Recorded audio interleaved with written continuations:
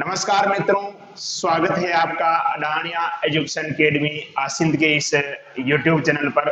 हम कक्षा 12 का रसायन विज्ञान का जो सेकंड चैप्टर है विलयन वो पढ़ रहे थे और जो पिछली जो कक्षा है उसमें हमने अणुसंख्यक गुणधर्म यानी कोलिगेटिव प्रॉपर्टीज प्रारंभ किया था और उसमें हमने बात की थी वाष्प दाब में आपेक्षिक अवनमन, उसको लेकर हमने चर्चा की थी। आज हम बात करेंगे एक तो क्वथनांक में उन्नयन को लेकर हम बात करेंगे।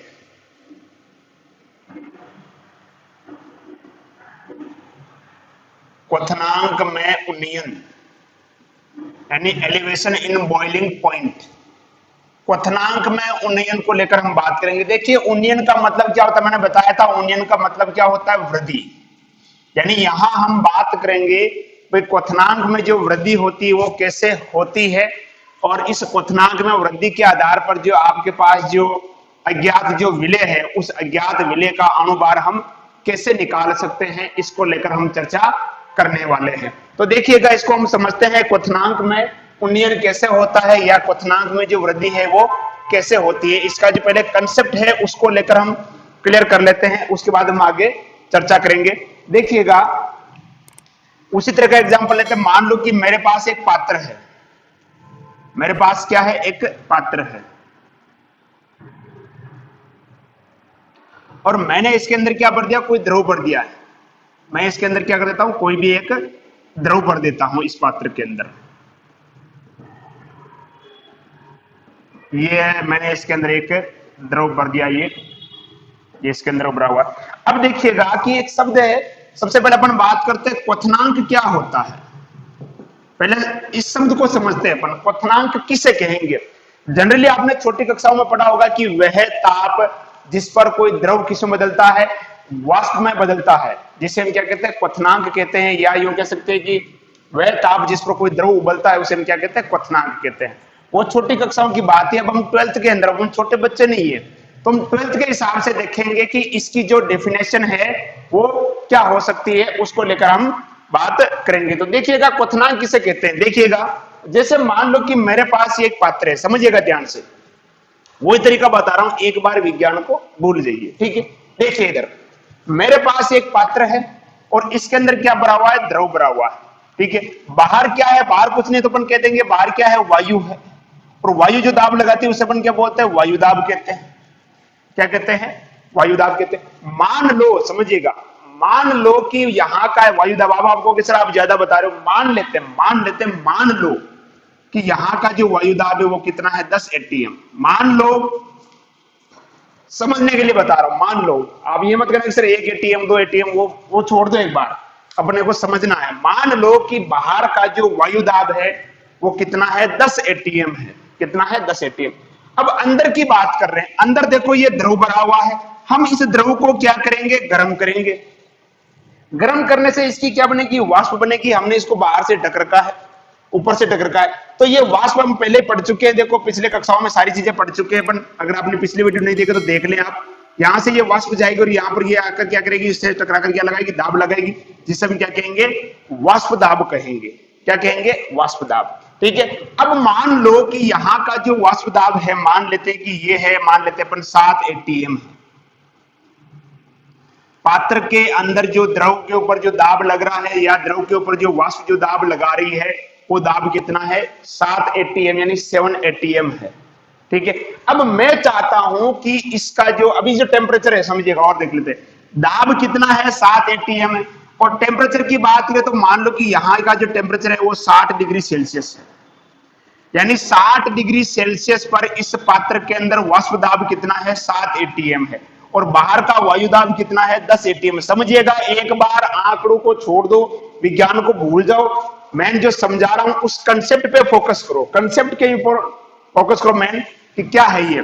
देखिए टेम्परेचर कितना है, 60 डिग्री सेल्सियस है और उस दौरान पात्र के अंदर का जो वाष्प दाब है वो कितना है, 7 atm है। और बाहर का जो वायु दाब है वो कितना है, 10 atm है। अब मैं चाहता हूं कि मेरे जो पात्र, मेरे पास जो ये पात्र है, इस पात्र का जो वाष्प दाब है या इसके अंदर वाष्प के द्वारा जो दाब लग रहा है, मैं ये चाहता हूं कि ये जो दाब है ये कितना हो जाए, वायुमंडलीय दाब के बराबर हो जाए, यानी कितना हो जाए, 10 atm हो जाए। मैं ये चाहता हूं कि इस पात्र के अंदर जो द्रव भरा हुआ है, इस द्रव के ऊपर जो दाब लग रहा है वो दाब किसके बराबर हो जाए, 10 एटीएम हो जाए। यानी 7 एटीएम से कितना करना चाहता हूं मैं इसको, 10 एटीएम करना चाहता हूं। ठीक है, क्लियर। अब बात आती है कि सर आप ऐसा क्यों करना चाहते हो, आप 7 एटीएम को 10 एटीएम के बराबर क्यों करना चाहते हो। तो यही कंसेप्ट है, यहां पर 12th की हम बात करेंगे।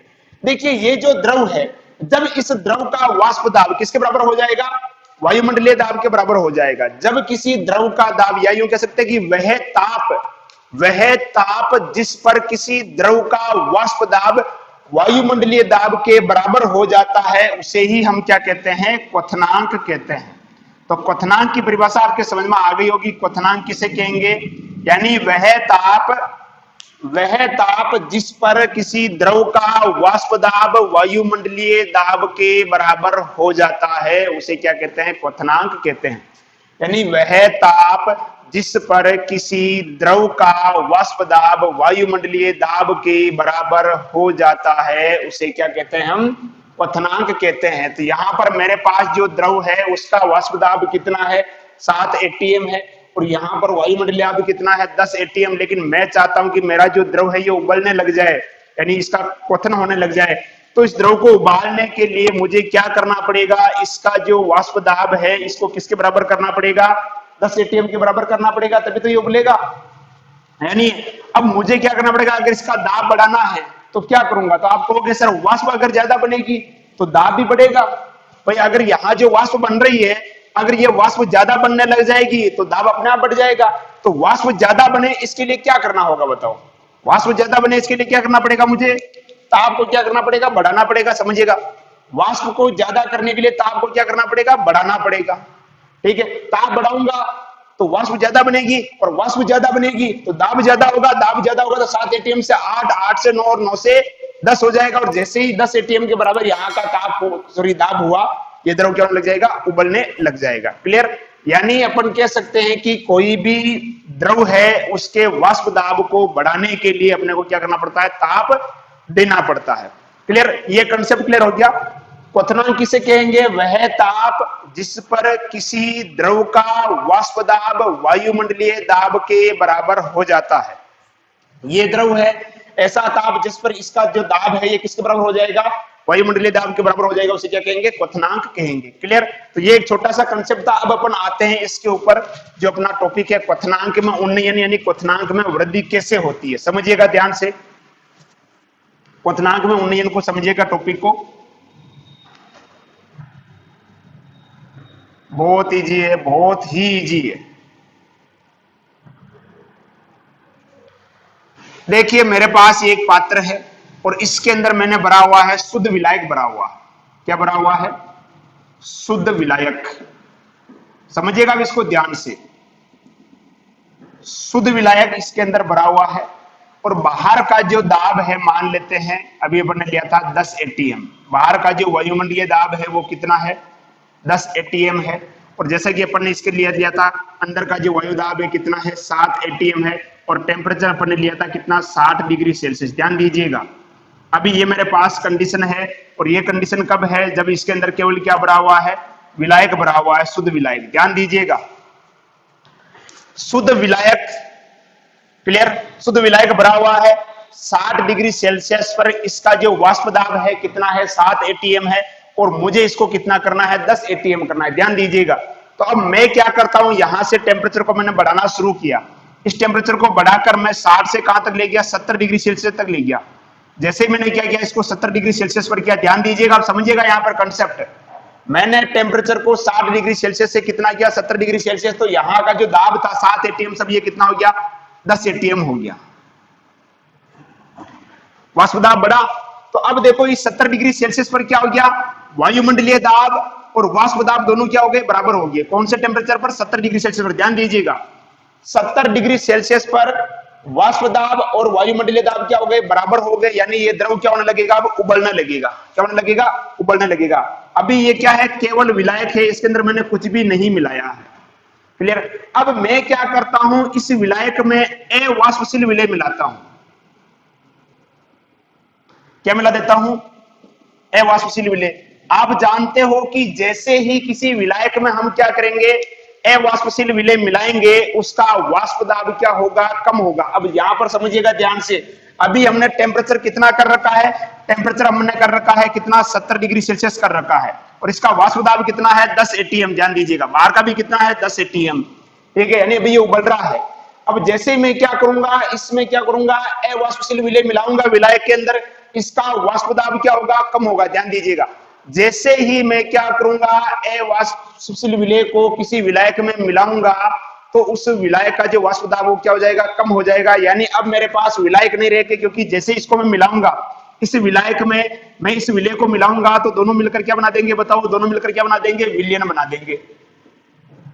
यानी अब मैंने क्या किया, इसके अंदर ये मेरे पास क्या है, विलेय है, ये क्या है, विलेय, इस विलेय को मैंने इसके अंदर मिला दिया, ये मैंने क्या मिला दिया, इसके अंदर विलेय मिला दिया।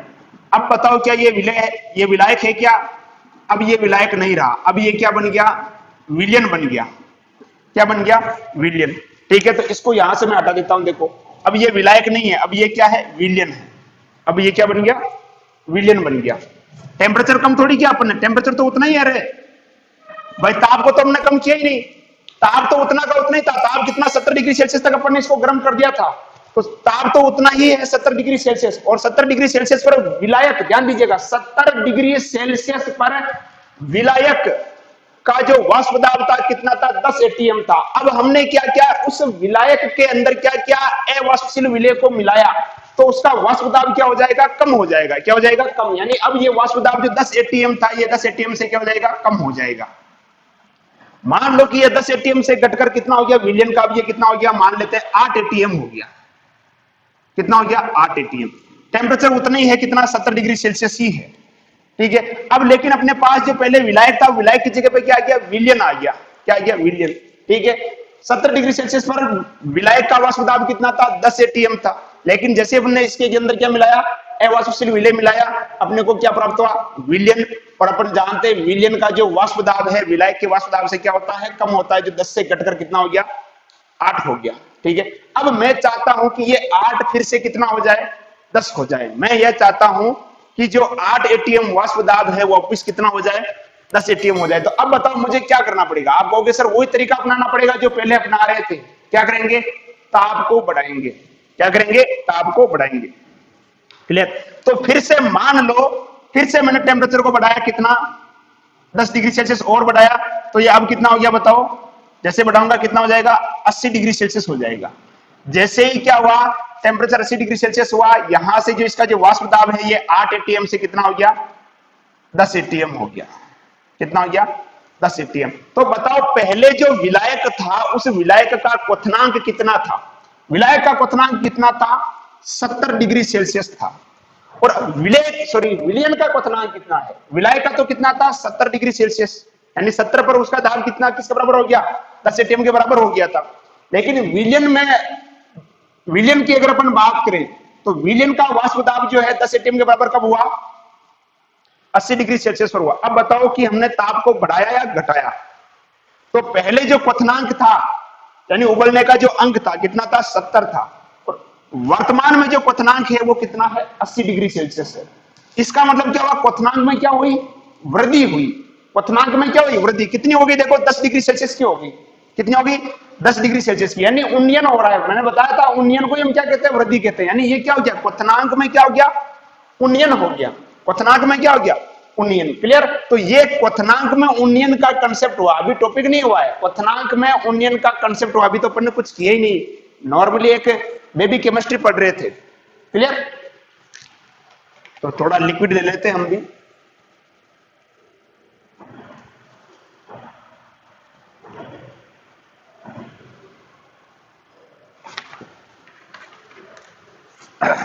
मूलभूत आवश्यकताओं में से एक है। तो उम्मीद करता हूं ये आपके समझ में आ गया होगा क्वथनांक में उन्नयन का कंसेप्ट क्या होता है। अब देखो आपकी किताब में ग्राफ दे रखा है, वो ग्राफ भी हम समझ लेते हैं।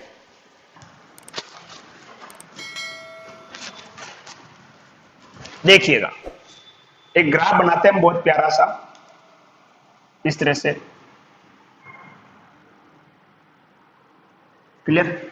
इधर लिख देता हूं मैं ताप, इधर लिख लेता हूं मैं वाष्प दाब, और यहां पर यह है आपका वायुमंडलीय दाब है। ये क्या हो जाएगा, वायुमंडलीय दाब। ठीक है, सबसे पहले अपन यहां पे बात करते हैं। ठीक है, अभी टेम्परेचर भी क्या है, 0 है मान लेते हैं। ठीक है, तो दाब भी क्या है, 0। जैसे जैसे अपन ताप बढ़ाएंगे वाष्प दाब भी क्या होगा, बढ़ेगा। ध्यान दीजिएगा, जैसे जैसे हम क्या करेंगे, ताप बढ़ाएंगे वाष्प दाब क्या होगा, बढ़ेगा। ये बढ़ने लगा, ताप बढ़ाते जा रहे हैं, वाष्प दाब बढ़ता जा रहा है। इस बिंदु के ऊपर यहां पर देखो, इस बिंदु पर यानी यहां पर ये इस तरह से अगर अपन ताप की बात करें, इधर देखो ये क्या बढ़ रहा है, वाष्प दाब बढ़ रहा है।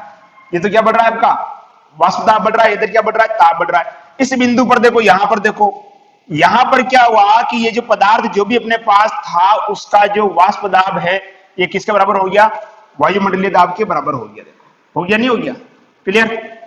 यानी यहां पर आकर ये द्रव क्या होने लगेगा, उबलने लगेगा। ठीक है, इस बिंदु के ऊपर यहां पर, इसको अपन ऐसे बना देते हैं, ये यहां पर ये उबलने लगेगा।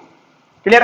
अभी अपने पास नॉर्मल विलायक था, अपन ने कुछ नहीं मिलाया था, यानी ये किसका हो जाएगा, आपका विलायक का हो जाएगा, विलायक का क्वथनांक हो जाएगा। ठीक है, जिसे नाम दे देता हूं, मान लो मैं T0 नाम दे देता हूं। चलो ठीक है, T0 F के दो, चलो T0 F के दो या B के दो, बॉइलिंग। ठीक है, T0 B, clear, T0 B। अब मैंने क्या किया, इसके अंदर क्या किया, विलय मिलाया। तो जैसे ही मैं विलय मिलाऊंगा इसका वाष्प दाब क्या होगा बताओ, कम होगा। यानी यहां से वाष्प दाब, जैसे मैंने विलय मिलाया वाष्प दाब घटकर क्या आ गया, यहां आ गया वाष्प दाब, वापिस घट गया। टेम्परेचर वही है देखो, लेकिन वाष्प दाब इधर से क्या गया, घट गया। अब मुझे क्या करना है, इस वाष्प दाब को वापिस यहां तक पहुंचाना है, तो मुझे टेम्परेचर को क्या करना पड़ेगा, और बढ़ाना पड़ेगा। टेम्परेचर को क्या करना पड़ेगा, और बढ़ाना। मैंने टेम्परेचर को बढ़ाना शुरू किया, बढ़ाना शुरू किया, धीरे धीरे ये स्थिति यहां तक, मुझे यहां तक प्राप्त हो गई, यानी यहां पर आ गया या इस जगह पर, आपको यहां पर इस बिंदु के ऊपर, यहां फिर से ये इसका विलयन का वाष्प दाब क्या हो गया, वायुमंडलीय दाब के बराबर हो गया। यानी ये किसका हो जाएगा, आपका विलयन। ये क्या हो जाएगा, विलयन का हो जाएगा। क्लियर। अब विलयन का जो वाष्प दाब है उसको लिख देता हूं मैं टीबी। क्या लिख देता हूं, टीबी। क्लियर, कोई दिक्कत, कंप्लीट। अब देखो यहां पर अंतर कितना है, तो अंतर ये आएगा आपके पास, तो ये जो अंतर आएगा इसको मैं लिख देता हूं डेल टीबी। यानी ये डेल टीबी क्या हो जाएगा आपका, क्वथनांक में उन्नयन। डेल टीबी क्या कहलाएगा, क्वथनांक में उन्नयन। कोई दिक्कत, क्लियर। तो ये इस प्रकार से ग्राफ आपके बना रखा है, फिर से बता देता हूं मैं, ये ताप हो गया, ये वाष्प दाब हो गया, ये क्या है, वायुमंडलीय दाब है। आपके पास कोई विलायक है, अपन उसको गर्म करते हैं, गर्म करने से ताप बढ़ता है, ताप बढ़ने के साथ साथ क्या होता है, वाष्प दाब भी बढ़ेगा, और इस बिंदु के ऊपर क्या होगा, उस विलायक का वाष्प दाब वायुमंडलीय दाब के बराबर हो जाएगा। तो विलयन क्या होने, सॉरी विलायक क्या होने लगेगा, उबलने लगेगा। लेकिन जैसे हम क्या करेंगे, इसके अंदर क्या करेंगे, किसी अवाष्पशील पदार्थ को मिलाते हैं, जैसे ही हम इसमें किसी अवाष्पशील पदार्थ को क्या करते हैं, मिलाते हैं, तो इसका जो वाष्प दाब है वो क्या हो जाता है, कम हो जाता है। तो इस वाष्प दाब को बढ़ाने के लिए अपने को क्या करना पड़ेगा, फिर से टेम्परेचर को बढ़ाना पड़ेगा। क्लियर। तो ये जो आपके पास डिफरेंस दिख रहा है, इसे हम क्या बोलेंगे, क्वथनांक में उन्नयन कहेंगे। क्लियर। तो आप चाहो तो इस ग्राफ को बना लो या स्क्रीनशॉट ले लो। ओके, अच्छा, बहुत बढ़िया। आगे देखते हैं। देखो, तो अगर मैं कहूं क्वथनांक में उन्नयन कितना होगा बताओ, तो मैं लिख देता हूं यहां पर, क्वथनांक में उन्नयन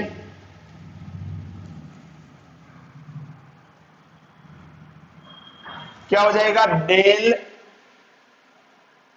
टीबी बराबर क्या हो जाएगा, TB minus T not be. ये क्या हो जाएगा, क्वथनांक में उन्नयन हो जाएगा। अब देखो क्वथनांक में उन्नयन किसके ऊपर निर्भर करेगा, यानी क्वथनांक जो बढ़ेगा वो किसके ऊपर निर्भर करेगा, क्वथनांक जो बढ़ेगा वो किस पर निर्भर करेगा कि अपन उसके अंदर कितना विलय मिला रहे हैं, यानी उसके अंदर आपने जो विलय मिलाया वो कितना मिलाया उसके ऊपर निर्भर करेगा। यानी अपन कह सकते हैं क्वथनांक में उन्नयन जो है विलय की मोललता के क्या होता है, समानुपाती होता है। यानी कितनी मात्रा अपन ने मिलाई है। आपके देखो मैं एनसीईआरटी के अकॉर्डिंग करा रहा हूं, और जो आरबीएससी की जो है बच्चे उनके थोड़ा अलग दे रखा है, तो बात बराबर ही है। चाहे आप ऐसे भी करोगे तो भी कोई दिक्कत नहीं, और वैसे डेरिवेशन जो है बहुत कम चांस में आपके पूछा जाता है। मेन जो फॉर्मूला है उस फॉर्मूले तक हम पहुंचेंगे, चाहे आप आरबीएससी के तरीके से आओ या फिर आप एनसीईआरटी के तरीके से आओ। आरबीएससी का तरीका भी बता दूंगा मैं आपको बाद में। एक बार पहले मैं एनसीईआरटी का तरीका आपको बता देता हूं, बाद में आरबीएससी का तरीका भी हम देखेंगे। ठीक है, तो हम जानते हैं कि देखो जो क्वथनांक में उन्नयन है वो विलेय के मोललता के क्या होता है, समानुपाती होता है। यानी लिख देता हूं मैं, क्वथनांक में उन्नयन, क्वथनांक में उन्नयन विलेय की मोललता के समानुपाती होता है।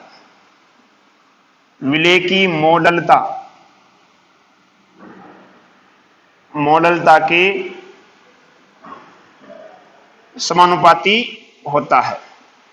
यानी अपन कह सकते हैं कि डेल टीबी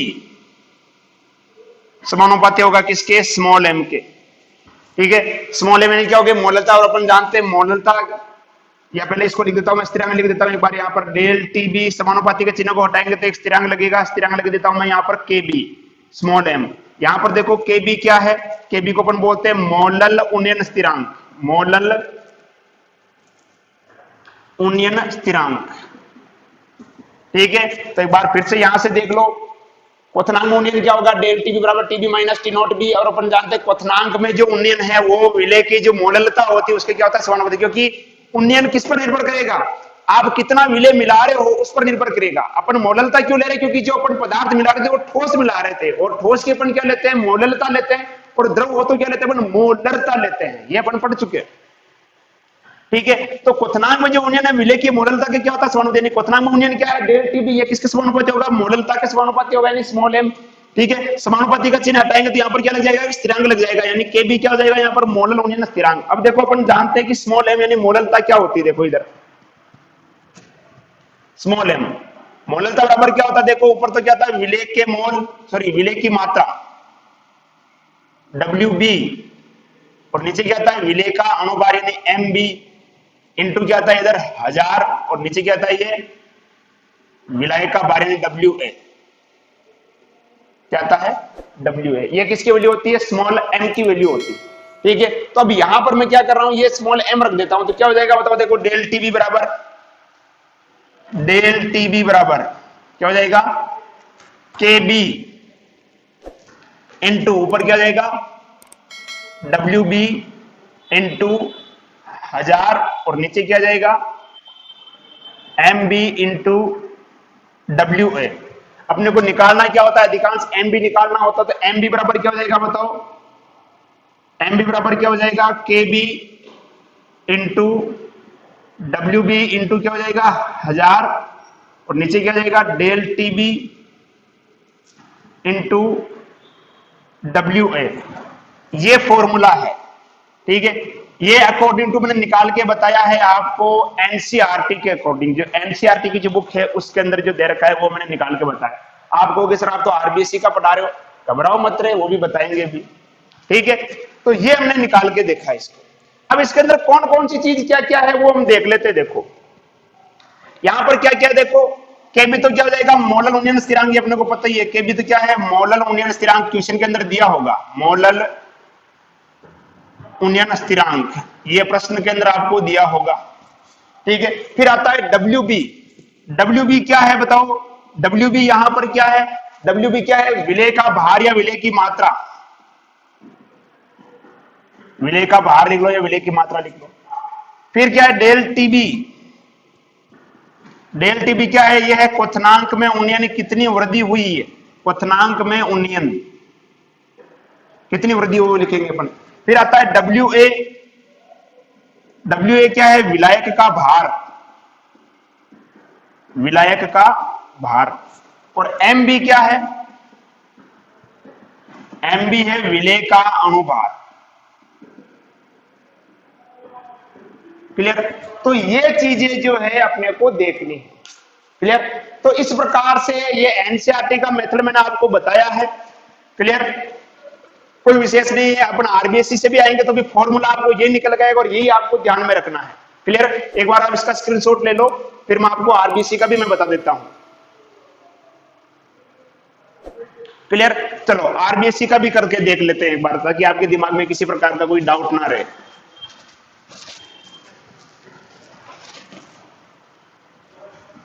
देखो आरबीएससी में जो दे रखा है, आरबीएससी में यहां से थोड़ा चेंज है, बाकी कुछ नहीं है। आरबीएससी में क्या लिख रखा है कि क्वथनांक में जो उन्नयन है वो विलेय के मोल अंश के समानुपाती होता है। आरबीएससी में क्या लिख रखा है, देखो यहां से ही चेंज है। क्वथनांक में उन्नयन विलेय के मोल अंश के समानुपाती होता है, मोल अंश के समानुपाती होता है। विलेय के मोल यानी अपन मैं लिख रहा हूं यहां पर देखो डेल टीबी समानुपाती एक्स बी। विलेय के मोल अंश का मतलब क्या हो जाएगा, एक्स बी, क्योंकि एक्स का मतलब क्या हो जाएगा मोल अंश और बी का मतलब क्या हो जाएगा विलेय। ठीक है, वही तरीका वापस देखो डेल टीबी बराबर क्या हो जाएगा के एक्स बी। क्या हो जाएगा के एक्स बी।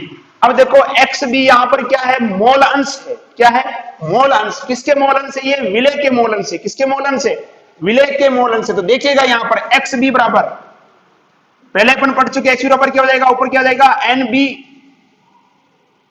अपॉन नीचे क्या हो जाएगा N A plus N B, यानी विलेय के मोल अपॉन कुल मोल। क्लियर। तो यहां से मैं देखो निकाल रहा हूं, देखो एन बी बराबर क्या होता है, एन बी बराबर क्या होता है W A upon sorry W B upon M B. उसी प्रकार से एन ए क्या होता है W A upon M A. Clear. ये जो एन की जो वैल्यू है मैं यहां रख देता हूं, तो ये क्या हो जाएगा बताओ, देखो एक्स बी बराबर क्या हो जाएगा बताओ, ऊपर तो क्या जाएगा आपका W B upon M B, और नीचे क्या जाएगा यहां पर W A upon M A, और प्लस क्या जाएगा यहां पर देखो ये आपके W B upon M B. Clear. तो मैं क्या कर रहा हूं, इसकी जगह पे ये वैल्यू पुट कर देता हूं, यानी देखो ये जो x है ना, ये x की वैल्यू, इस x की वैल्यू को मैं यहां रख देता हूं इस जगह पे। तो क्या हो जाएगा बताओ, देखो यहां पर ये सीधा सा लिख दो, देखो डेल टी बी बोलो रे बराबर क्या हो जाएगा, ये के का के लिख दो। ठीक है, फिर क्या जाएगा ऊपर देखो W B upon M B, और नीचे क्या जाएगा W A upon M A plus W B upon M B. लेकिन हम जानते हैं विलयन क्या है, तनु है। तो तनु विलयन के लिए क्या होगा, ये पहले पढ़ चुके अपन। तनु विलयन के लिए क्या होगा, तनु विलयन के लिए, तनु विलयन के लिए इसका मतलब विलयन अगर तनु है मतलब विलय की मात्रा क्या होगी, बहुत कम होगी। यानी मैं लिख सकता हूं तनु विलयन के लिए डब्ल्यू बी जो है, W B upon M B जो है ये बहुत कम होगा किसकी तुलना में, W A upon M A की तुलना में क्या होगा, बहुत कम होगा। तो क्या स्थिति आएगी अपने पास देखो, तो डेल टी बी बराबर क्या हो जाएगा के, तो ये क्या बचेगा आपको ऊपर क्या बचेगा बताओ अब W B upon M B, और नीचे क्या जाएगा W A upon M A. ठीक है, इसको ऊपर ले जाओ तो ये क्या हो जाएगा डेल टी बी बराबर के क्या हो जाएगा W B into M A upon क्या हो जाएगा नीचे एम बी इंटू क्या हो जाएगा डब्ल्यू ए। यहां तक कोई दिक्कत, क्लियर। इसको मैं ऐसे लिख देता हूं देखो एक बार, डेल टी बी बराबर के इंटू एम ए, ये होता है आपका डब्ल्यू बी नीचे क्या जाएगा M B into W A, ये वाली, ये जो आप इसको लिख देते हैं अपन स्मॉल एम, तो ये क्या हो जाएगा डेल टी बी बराबर के, और ये क्या हो जाएगा स्मॉल एम। स्मॉल एम का मतलब क्या हो जाएगा मोललता। अब देखो आपकी बुक के अंदर यहां जाके के बी कर रखा है, देखिएगा ध्यान से, इस जगह पे आकर के बी कर रखा है, तो कोई लफड़ा नहीं है। आप चाहे यहां से के बी करो चाहे यहां से के बी करो, यहां पे भी के बी करोगे तो कोई दिक्कत नहीं है। ठीक है, अब स्मॉल एम का मतलब क्या होता है, स्मॉल एम बराबर क्या होता है अपन जानते हैं W A sorry W B into क्या होता है 1000 और नीचे क्या जाता है एम बी इंटू क्या है डब्ल्यू ए है। क्लियर। तो इस वैल्यू को देखो, ये जो पूरी वैल्यू है अगर अपन इसको यहां रख देते हैं तो अपने पास क्या कंडीशन आएगी, देखो डेल टीबी बराबर के, फिर क्या हो जाएगा के इंटू क्या हो जाएगा डब्ल्यू बी इंटू क्या हो जाएगा 1000 और नीचे क्या हो जाएगा M B into W A. वो स्थिति आ गई आपके पास। तो कैसे भी करो आपको इस फॉर्मूले तक पहुंचना होता है। यहां पर के बी लिखो चाहे के लिख दो, कोई दिक्कत नहीं है, इतना कोई लफड़ा नहीं है। आप के बी को के लिखो चाहे के बी लिखो, कोई समस्या नहीं है। ठीक है, तो ये आपके आरबीएससी का तरीका था और एनसीईआरटी का भी मैंने बता दिया। तो ये फॉर्मूला आपको ध्यान में लेना है। ठीक है, अब देखते हैं कि इससे किस प्रकार का जो प्रश्न है वो हमसे पूछा जाता है, वो हम देखते हैं। ठीक है, देखिएगा आगे हम एक और पढ़ेंगे हिमांक में अवनमन। मैं फिर से बता देता हूं, हिमांक में जो अपन अवनमन पढ़ेंगे पूरा का पूरा प्रोसेस सेम है, कोई चेंज नहीं है। ठीक है, उसमें क्या हो जाएगा, यहां पर क्या हो जाएगा के बी की जगह पे क्या लिखा आएगा आपका के एफ लिखा होगा। बाकी चेंज कुछ नहीं, मैं एक ही तरीका बताऊंगा, मैं उसमें एनसीईआरटी का तरीका बताऊंगा क्योंकि एनसीईआरटी का तरीका शॉर्ट है, आरबीसी का तरीका सेम है। उसके अंदर यहां पर जो आपको दिख रहा है टीबी की जगह पे क्या आ जाएगा टी एफ आ जाएगा, क्या आ जाएगा टी एफ। ठीक है, बाकी पूरा प्रोसेस सेम चलेगा और यहां पर भी क्या जाएगा टी एफ हो जाएगा और यहां पर भी क्या हो जाएगा के एफ हो जाएगा, क्या हो जाएगा के एफ। ठीक है, बाकी पूरी जो डेरिवेशन है सेम चलेगी। तो ये जो आरबीसी की जो डेरिवेशन है थोड़ी बड़ी है, इसलिए वो मैं नहीं कराऊंगा। मैं किसको कौन सी कराऊंगा, एनसीईआरटी की कराऊंगा। जब आप किताब में देखोगे तो आपको कोई चेंज नहीं लगेगा। यहां पर जैसे टी बी है, इसकी जगह क्या हो जाएगा टी एफ हो जाएगा, क्या हो जाएगा एफ। इस तरह से बस, ये जैसे डेल टी बी लिखा हुआ है ना, जैसे ये है, तो इसकी जगह पे क्या हो जाएगा डेल टी एफ हो जाएगा। उसी प्रकार से जो के बी है, के बी की जगह पे क्या हो जाएगा के एफ हो जाएगा। बाकी कोई विशेष चेंज नहीं है। ठीक है, क्लियर। तो अब देखो इससे प्रश्न किस प्रकार से पूछे जाते हैं, इसका एक प्रश्न जो आपकी बुक के अंदर दे रखा है वो भी अपन करके देख लेते हैं। चलिए, ये एक प्रश्न है जो आपकी किताब से उठाया है मैंने, उस प्रश्न को हम देखते हैं। ये इसी के ऊपर आधारित है। देखिए क्वेश्चन क्या कह रहा है कि बेंजीन का वाष्प दाब यानी बेंजीन का क्वथनांक, सॉरी बेंजीन का जो क्वथनांक बॉइलिंग पॉइंट कितना है, बेंजीन का क्वथनांक 353.23 केल्विन है। बेंजीन का क्वथनांक कितना है 353.23 केल्विन है। एक अवाष्पशील विलेय के यानी ये क्या हो जाएगा विलेय, एक अवाष्पशील विलेय के 1.80 ग्राम को 90 ग्राम बेंजीन में घोलने पर विलयन का जो क्वथनांक है कितना हो जाता है 354.11 केल्विन हो जाता है। तो विलेय का अणुभार ज्ञात कीजिए और उसके लिए के भी आपको दिया हुआ है। ठीक है, आपसे पूछ रहा है विलेय का अणुभार। पहले अपन देख लेते हैं कि इसके अंदर आपको क्या क्या दे रखा है। देखो ये कह रहा है कि बेंजीन का क्वथनांक कितना है 353.23 केल्विन है और उसमें अवाष्पशील विलेय पर ने गोला है, कितना गोला है 1.80 ग्राम। यानी विलेय कितना गोल रखा है, अपन कह सकते हैं कि विलेय होता है डब्ल्यूबी भी आपको कितना दे रखा है 1.80 ग्राम। जो दे रखा है लिख लो, इतना अपन ने गोला है। ठीक है, फिर देखो कितने में गोला है 1.80 ग्राम को 90 ग्राम बेंजीन में, यानी बेंजीन यहां पर क्या है विलायक है। ठीक है, कितना है 90 ग्राम, यानी विलायक यानी क्या हो जाएगा डब्ल्यू ए कितना हो गया आपका 90 ग्राम। देखिए बहुत इजी प्रश्न है, 90 ग्राम हो गया।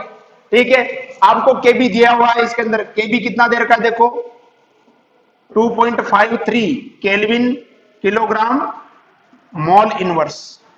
ठीक है, अब आपको एक चाहिए डेल टीबी चाहिए। डेल टीबी कहां से मिलेगा, अपन जानते हैं डेल टीबी बराबर क्या होता है, देखो T naught B, sorry TB minus T naught B, TB minus T naught B. TB तो क्या होता है विलयन का क्वथनांक और टी नोट बी क्या होता है विलायक का क्वथनांक। तो यहां से अपन निकाल सकते हैं, देखो डेल टीबी बराबर, ठीक है विलयन का क्वथनांक कितना, देखो ये विलयन का क्वथनांक यहां पर दे रखा है, कितना दे रखा है आपको देखो 354.11 माइनस, और विलायक ये देखो बेंजीन है ना अपने पास, विलायक कितना देगा दे रखा है आपको 353.23। ठीक है, तो ये आएगा लगभग 0.88 आता है। ठीक है, और पूछा क्या है आपको विलेय का अणुभार पूछा है। विलेय का अणुभार मतलब क्या पूछा है एम बी, क्या पूछा है एम बी आपसे पूछा है और इसका फॉर्मूला आपको पता ही है एम बी एमबी का फॉर्मूला पता है, अपन पढ़ चुके हैं रे। एमबी बराबर क्या होता है, अरे बोलो रे क्या होता है, K B into W be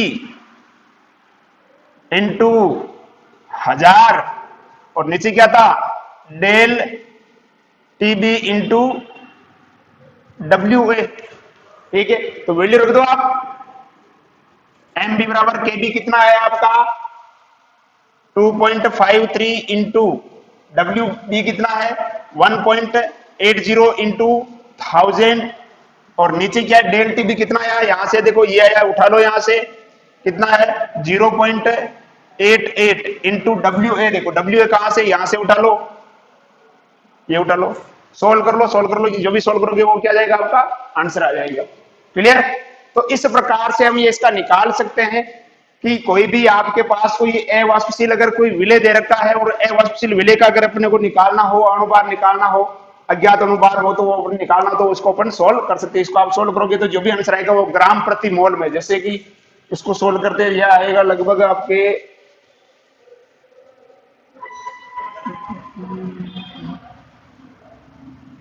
something 58 ग्राम प्रति मोल। देख लेना आप, एक और बार चेक कर लेना। क्लियर। तो इस प्रकार से प्रश्न आपको दिया होगा और आराम से आप उसको सोल्व कर सकते हो। तो ये हो गया अपना क्वथनांक में उन्नयन। अगला अपन टॉपिक बात करेंगे हिमांक में अवनमन को लेकर बात करेंगे। मैं बाहर फिर से कह रहा हूं कि डेरिवेशन जो मैं एनसीईआरटी की कराऊंगा आपको छोटी है, बाकी आरबीएससी की आप देखोगे दोनों सेम है, कोई चेंज नहीं है, 0.5% का चेंज है, बाकी कोई चेंज उसके अंदर नहीं है। क्लियर। तो आइए अगला टॉपिक हम स्टार्ट करते हैं अपना हिमांक में अवनमन। अगला जो अपना टॉपिक है वो है हिमांक में अवनमन।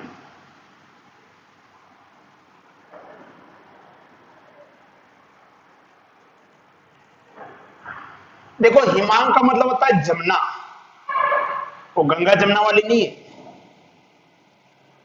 और अवनमन का मतलब अपन जानते हैं क्या होती है, कमी। ठीक है। अब हिमांक किसे कहेंगे, देखो कि वह ताप जिस पर क्या होता है ठोस और द्रव दोनों का वाष्प दाब क्या हो जाता है, बराबर हो जाता है, उसे क्या कहते हैं, हम हिमांक कहते हैं। वह ताप जिस पर ठोस और द्रव दोनों का वाष्प दाब क्या हो जाए, बराबर हो जाता है, उसे हम क्या कहते हैं, हिमांक कहते हैं। अब देखो जिसका वाष्प दाब ज्यादा होगा, जिसका वाष्प दाब ज्यादा होगा उसका हिमांक भी क्या होगा, ज्यादा होगा, यानी अधिक ताप पर जमेगा वो। ठीक है। और जिसका वाष्प दाब कम होगा उसका हिमांक भी क्या होगा, कम होगा। जिसका वाष्प दाब अधिक होगा उसका हिमांक ज्यादा होगा, जिसका वाष्प दाब कम होगा उसका हिमांक भी क्या होगा, कम होगा। तो हम जानते जो विलायक है उसका वाष्प दाब अधिक होता है तो हिमांक भी क्या होगा, ज्यादा होगा। और जब हम क्या करेंगे विलायक के अंदर, जब हम विलायक में क्या करेंगे किसी अवाष्पशील विलय को मिलाएंगे तो उसका वाष्प दाब क्या हो जाएगा, कम हो जाएगा। जब हम किसी विलायक में क्या करेंगे अवाष्पशील विलय को क्या करेंगे मिलाएंगे तो उसका वाष्प दाब क्या हो जाएगा, कम हो जाएगा।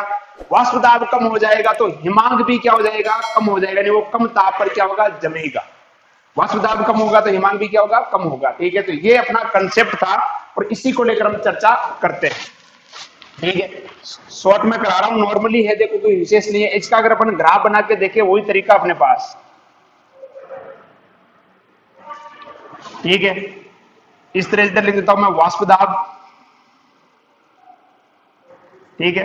तो यहां से अपन ग्राफ बनाना शुरू करते हैं इस तरह से, ये हो जाएगा वायुमंडलीय दाब आपका इधर। ठीक है। तो इस तरह से जो आपके ग्राफ दे रखा है वो बना देता हूं मैं। ये है आपका विलायक।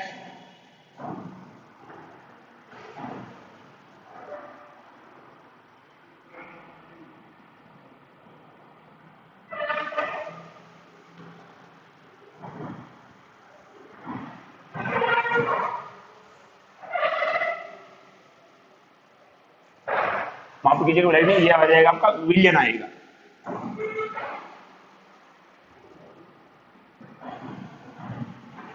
उसी प्रकार से ये विलायक रहेगा तो इस तरह से ये बनेगा, ये आपका जो कुछ ग्राफ इस तरह से,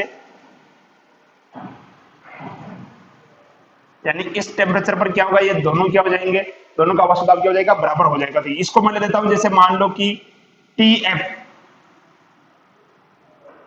और ये ले लेता हूं मैं टी नॉट एफ, और दोनों के बीच का जो अंतर होगा वो कितना हो जाएगा, डेल टी एफ। ये क्या हो जाएगा आपका, हिमांक में अवनमन हो जाएगा। क्या हो जाएगा, हिमांक में अवनमन। क्लियर। तो ये इस प्रकार से ग्राफ आपके बना हुआ है। क्लियर, कोई ज्यादा विशेष नहीं है। अब देखो इसका डेरिवेशन अपन कर लेते हैं, सीधा सा है जैसा अपन ने पढ़ा था। हिमांक में अवनमन क्या होगा,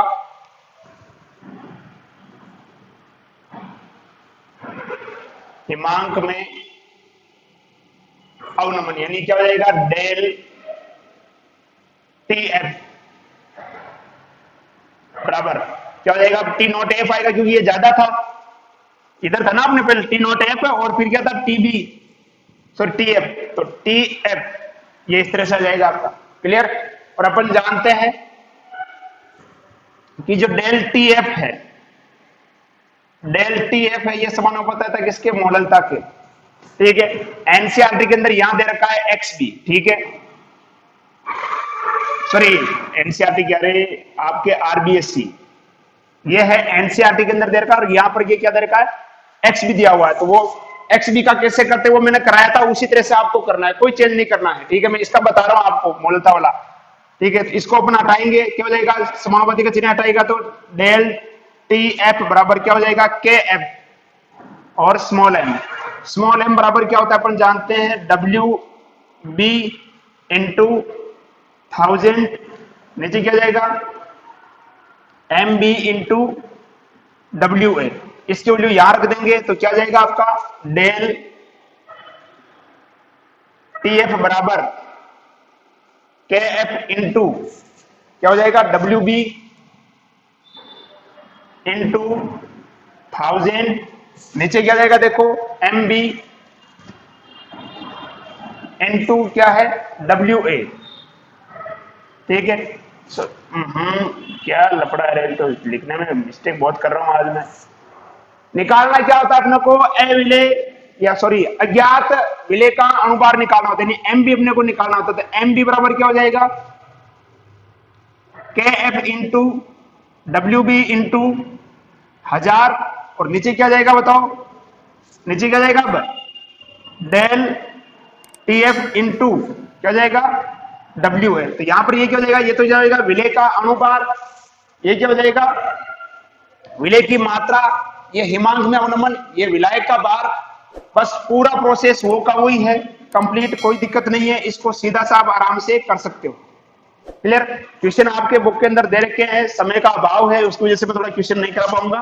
ठीक है, आप कर लेना, क्वेश्चन किताब के अंदर दे रखा है। अगर नहीं आता है तो आप फिर से कमेंट कीजिए, नीचे जो आपको पट्टी दिख रही है इसके अंदर आपको व्हाट्सएप नंबर दिख जाएंगे, उस पर आप क्वेश्चन भेज सकते हो। और सुबह 8 से लेकर शाम को 7 बजे तक आप किसी भी समय आप कॉल करके अपनी समस्या का समाधान प्राप्त कर सकते हो। दोस्तों, यदि ये कक्षाएं आपको पसंद आ रही है तो अपने दोस्तों के साथ शेयर कीजिए। यदि आप चैनल पर नए हो तो चैनल को सब्सक्राइब कीजिए, लाइक कीजिए, और किसी भी प्रकार की समस्या हो तो कमेंट बॉक्स खुला हुआ है, कमेंट कीजिए। तब तक घर में रहें, सुरक्षित रहें, पढ़ाई करते रहें। धन्यवाद।